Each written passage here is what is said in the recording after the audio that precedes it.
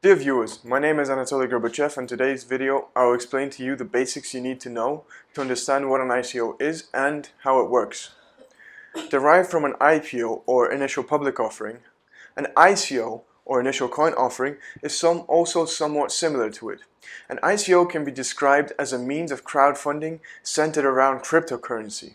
In the ICO, the crowdfunded cryptocurrency is sold to investors in the form of tokens in exchange for a legal tender, fiat money, or other cryptocurrencies such as Bitcoin or Ethereum. Since ICOs have little regulations, it allows for companies to avoid costs of regulatory compliance and intermediaries such as with venture capitalists, banks, or stock exchanges.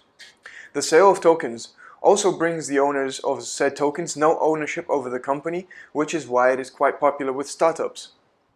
No promise of ownership of the company, along with lack of regulation of an ICO, are some of the main differences between an ICO and an IPO.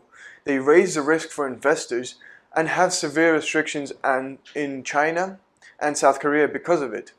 USA, on the other hand, is still in the process of making decisions on the topic if they should allow or not allow the ICO. A more practical example of how an ICO would look like for a startup is an example of a casino. Imagine a builder wants you to invest in the chips that will be used in the casino. This casino is not yet built, the games are not yet set up, and the employees are not yet hired. This is similar to the sale of tokens prior to the building of the business idea. If the business idea is successful, grows, and has high demand, then the value of the tokens will grow along with the company. Since there's a high risk of scams in the ICO world, companies often follow certain steps to convince the potential investors that their company and idea are legitimate, that they're serious about their intentions, and that they have plans and real need to raise capital for their cause. One of the first steps, which is pretty much the same for almost all the companies doing an ICO, is the writing of a white paper, which is a detailed document explaining the idea behind an ICO and how it works. Beyond the release of the white paper, different companies take different approaches. However, creating a website with the information regarding an ICO, raising awareness through the social media, and the use of other external methods of advertising are some of the most common ways that companies go on about their ICO. The cost of an ICO varies depending on the company's size, the sector that the company is in, and the amount of money that the company is aiming to raise.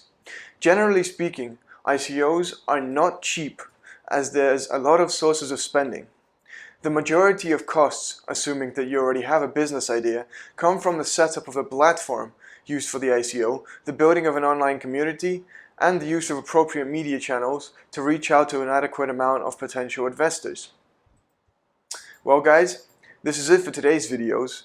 Don't forget to follow us on the social media you see on the screen, and the links of these will be in the description. Well, I hope you enjoyed this video. See you next time. Bye bye.